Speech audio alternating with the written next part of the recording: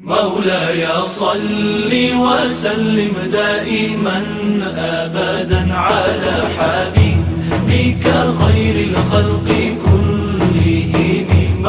मेरे भाई, एक तो दुनिया में सजा है, फिर कयामत की सजा है, और वो ज्यादा सख्त है, वो ज्यादा सख्त है। हम लोगों ने ना हीले बहाने बड़े बनाए हुए हैं। बैंक के साथ कारोबार करने वाला कहता है नहीं नहीं मजबूरन लिया है, मजबूरन। मर रहा था तू, आखिरी लबों पे था तो जायज है, जायज है। उस वक्त जब तुझे खाने को लुकमा न लगे तो हराम खाना भी जायज है। क्या दिक्कत थी? क्यों अल्लाह रसूल के मुकाबले में खड़ा हुआ तू? क्यों सूद का धंधा किया? क्या क्या तकलीफ थी? क्या कहां तू उलझ गया था? हम जानबूझ के अपने लिए जहन्नम इकट्ठी करते हैं, फिर कहते हैं सुकून नहीं जिंदगी में। कहां सुकून आएगा? कैसे आएगा? हमने खुद आग लगाई है चमन में अपने। जो कयामत की सजा है, मेरे नबी पाक अलैहिस्सलाम ने फरमाया रब तुम्हें सामने खड़ा करेगा। और किस तरह खड़ा करेगा? फरमाया लोगों के वजूद से कपड़े उतर जाएंगे, जमीन इस तरह दहकेगी जिस तरह तांबा जमीन पे रखा जाए और आग जलाई जाए, और फिर नंगे पांव रब तुम्हें खड़ा करेगा। आज सूरज की पुश्त तुम्हारी जानब है, कयामत में मुंह तुम्हारी जानिब होगा। नेजा आपने देखा होगा, नेजा होता था। फरमाया ये जो तुम नेजे देखते हो सिर्फ सवा नेजे के बराबर सूरज करीब आ जाएगा, और फिर अल्लाह तुम्हें सामने खड़ा करके तुमसे सवाल जवाब करेगा। और हुजूर ने कह दिया है, तो अब किसी नात खां के कहने से बात बदल सकती, किसी पीर के कहने से जुमला बदल सकता, किसी खतीब के कहने से फिक्र ना करना वो सामने जन्नत पड़ी है, अब बात बदल सकती। खुदा की रहमत पर भरोसा रखना जरूरी है, नबी पाक की शफाअत की उम्मीद रखना। बोलिए। लेकिन जो हुजूर ने बयान किया है उसको मानना भी ये भी जरूरी है। मेरे नबी पाक ने फरमाया अल्लाह तुमसे हिसाब लेगा और अल्लाह पूछेगा, तुमने जवाब देना है। हुजूर किस किस शय का? फरमाया जो पहनते हो उसका जवाब नहीं देना, जो खाते हो उसका जवाब नहीं देना, जो अल्लाह के रास्ते में देते हो उसका जवाब, बाकी हर शय का जवाब देना है।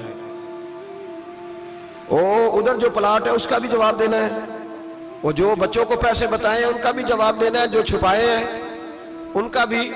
सुम्मा लतुसअलुन्ना यौमइज़िन अनिन नईम, जो कमेटी अपने मोहल्ले में डाली है उसका भी जवाब देना है, जो ससुराल के इलाके में अब्बा जी से चोरी डाली हुई है उसका जवाब भी, सबका जवाब देना है, तमाम हिसाब किताब। और अल्लाह फरमाते हैं मैं सामने खड़ा करके हर सवाल का तुझसे जवाब, तुझे हर सवाल का जवाब साहब। अच्छा, ये जो बड़े लोग थे वो हिसाब से डरते थे, हम छोटे लोग हैं, हम हिसाब से हम नहीं डरते, हम कहते हैं देखी जाएगी। बड़े लोग जो थे वो हिसाब से।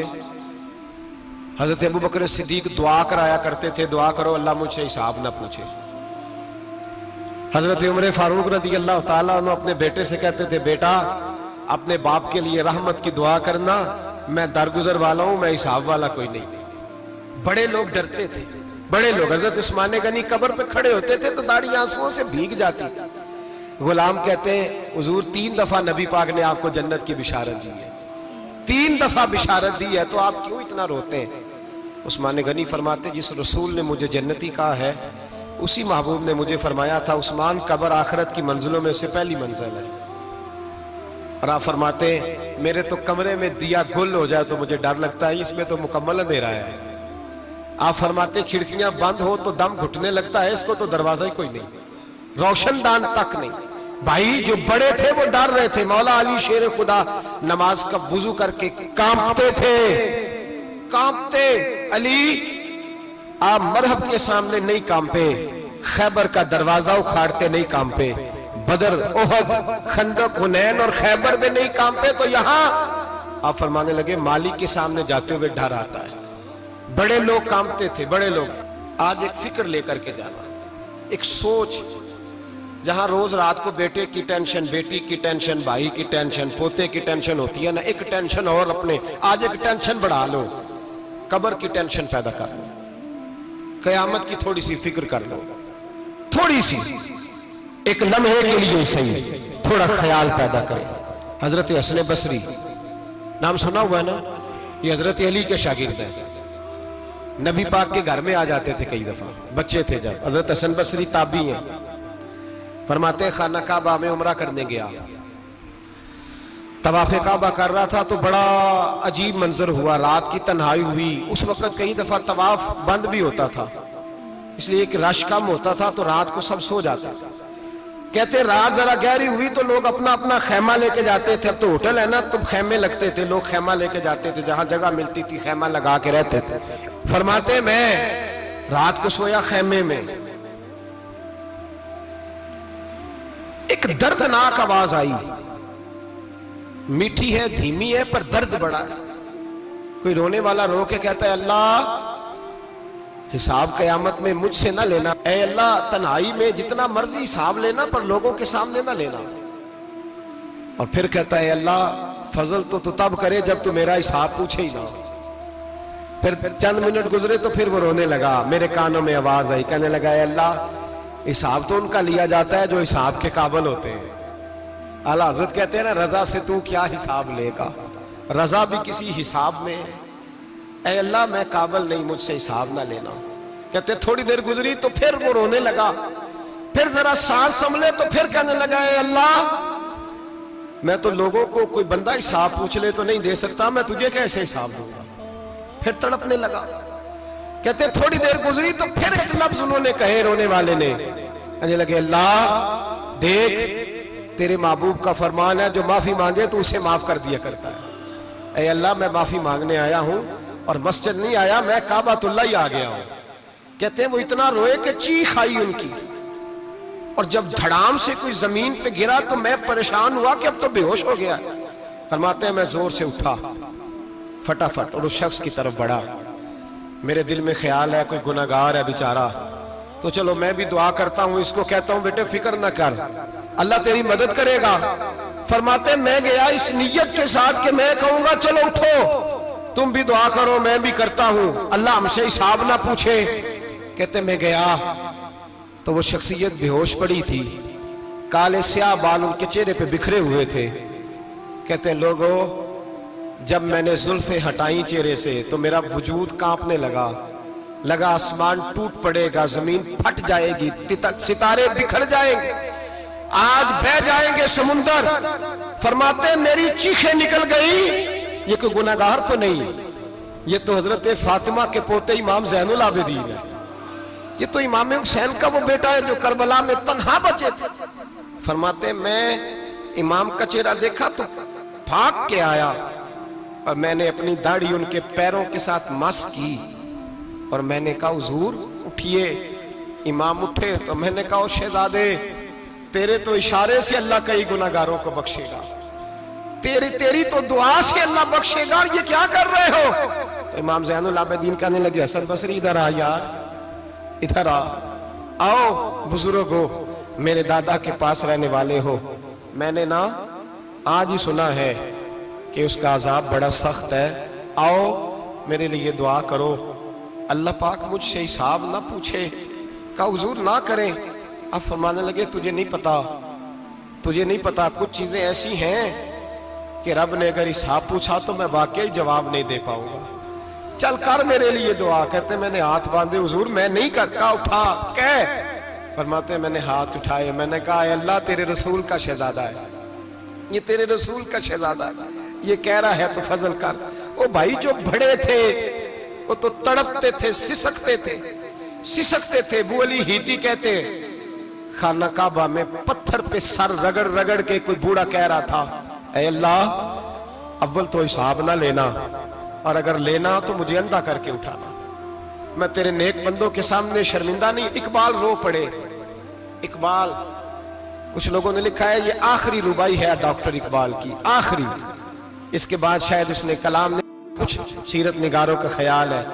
इकबाल मदीने की तरफ मुंह करके कहने लगे तू गनी अजहर दो आलम मन फकीर, अल्लाह तू गनी है मैं तो फकीर हूं, रोज मख्शर उज्र हाय मन पजीर।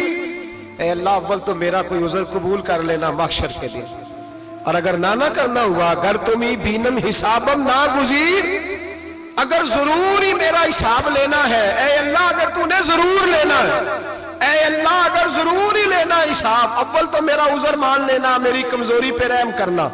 ऐ अल्लाह मेरे बुढ़ापे पर, मेरी कमजोरी पर रहम करना, अगर जरूर हिसाब लेना है अज निगाहे मुस्तफा पिन्हा बगीर, तो ऐ अल्लाह जरा हुजूर की निगाहों से ओझल करके लेना। ऐ अल्लाह मुझे शर्म आएगी। मेरे मुस्तफा करीम फरमाएंगे मैं तो तुझे हर बात समझा के आया, एक एक जगह तेरी रहनुमाई करके आया, तू कैसे अमल कमा, जरा ओझल करके अज निगाहे मुस्तफा पिन्हा बगीर, जरा हुजूर की आंखों से ओझल करके साइड पे करके लेना, मैं बर्दाश्त नहीं कर पाऊंगा। हजरत अबू अली इती कहते हैं बाबे ने सर रखा हुआ है और कहते हैं अल्लाह मुझे अंधा करके उठाना। फरमाते मैं गया, मैंने कहा चलो मैं दुआ करता हूं जाके। फरमाते जब मैंने जाके बुजुर्गों की कमर पे हाथ रखा, उनका चेहरा देखा तो ये कोई गुनाहगार तो नहीं, ये तो बगदाद के पीर अब्दुल कादिर जिलानी है। हजरत ख्वाजा मोइनुद्दीन अजमेरी रहमतुल्लाह अलैह ख्वाजा कुतुबुद्दीन बख्तियार काकी को तन्हाई में बुला के कहने लगे मोइनुद्दीन सैयदजादा है, मोइनुद्दीन हुजूर के खानदान में पैदा हुआ है, मोइनुद्दीन से इसके पीर को बड़ी उम्मीदें थी। मोइनुद्दीन को रसूल पाक ने हिंदुस्तान भेजा था, पर कुतुबुद्दीन यार मोइनुद्दीन तबलीग का हक नहीं अदा कर सका। हजरत ख्वाजा कुतुबुद्दीन कहने लगे हुजूर 90 लाख तो मुसलमान कर दिए, और क्या हक था? फरमाया नहीं, जब तू तहज्जुद की नमाज पढ़े ना बेटा अपने लिए दुआ मांगना तो खुदा से कहना मौला मेरे पीर की कोताहियां माफ कर। वो जिस एजाज का था वो काम नहीं कर सकते, जो बड़े थे उनकी तो बातें बड़ी थी। ये जो हम छोटे आए हैं ना नए, टिकटें देते फिरते हैं, टिकटें, बेनमाजी जाहिल अनपढ़ पीर टिकटें बांटता है लोगों को, तू भी बख्शा है तू भी बख्शा है। वो 90 लाख लोगों को राय हक पर लगा के भी कहते थे नहीं हक तो ये है कि हक अदा ना हुआ, हक तो ये है कि हक कोई शाही पल्ले नहीं, डटा हुआ खड़ा है मुसलमान, डटा हुआ कि मैदान महशर में यहां तो छुपे हुए है ना ऐब, छुपे हुए। और भाई रब बड़ा करीम है, ऐबों के बावजूद नवाजता है। मेरा दावा यह है अगर हमारे ऐब खुल जाएं, लोग हमें धरती पे जीने ना दें, लोग जीने ना दें, निकाल दें, अपने भी हमें बर्दाश्त ना करें, ये तो उसका करम है। पता सारा है सरदार कीतियां दा, पर्दा चपाया ही तेरा भला होसी, वमताजुल यौम अय्युहल मुजरिमून। अल्लाह फरमाएगा मुजरम बाहर आ जाए। या अल्लाह क्या होगा जब सवाल जवाब होंगे तो रब फरमाता है तेरी जुबान पे मोहर लगा के बंद कर दूंगा, तेरे हाथ बोलेंगे, पैर बोलेंगे, सर बोलेगा, पेट बोलेगा। उस वक्त की फिक्र पैदा करें, टेंशन पैदा करें। वकूए कयामत हक है। और बांध के ना लोग पैर बांध के जोर के साथ बांधते। सगा बेटा जब कब्र में दफन करता है ना तो वो भी कहता है वो कोना, ये कोना थोड़ा सा मिट्टी कम है, यहां भी मिट्टी डालो। पहले लोग रोजाना जाते हैं, फिर हफ्ते के बाद, फिर महीनों बीत जाते हैं। कुछ कब्रें ऐसी भी हैं जिन पे खड़े हों तो लगता है कब्रें रो रही हैं और कहती हैं जाओ मेरे घर वालों से जाके कहो कोई फेरा ही लगा जाए। वो एक दफा आए तो सही, कोई मट्टी नहीं डालता।